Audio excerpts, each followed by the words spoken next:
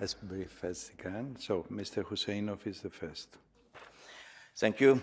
Dear Mr. Commissioner, the Khojaly tragedy is among the most terrible pages of the occupation policy pursued by Armenia against Azerbaijan for almost 30 years.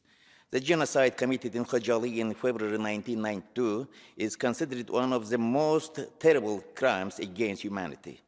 During a trip to the region to prepare a report, you met with survivors of the Khojaly genocide as well as with Azerbaijanis deported from their historical lands in Armenia in the late 1980s.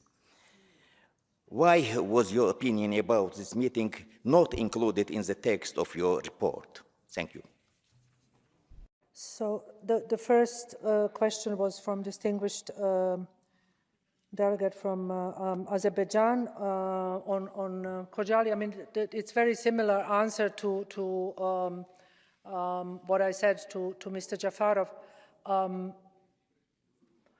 There are no, as commissioner, I cannot mention each and every meeting I have. Of course, I'm aware of Khojaly.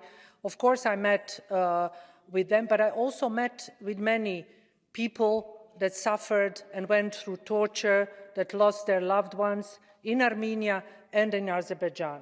So, the fact that I didn't mention one particular issue in one or the other country is of, it is not really something that I want to politicize with. I urge you to read the report and to see my messages in relation to all victims. But here I'm also asking you, not personally, but delegates from both countries, to stop these endless accusations, because they are not bringing anything to anyone. The justice has to be served when it comes to violations and crimes from both sides. And you know that there were crimes on both sides. I spoke to people that lost their loved ones long ago and recently. And because of them, we should take another step and look into the future.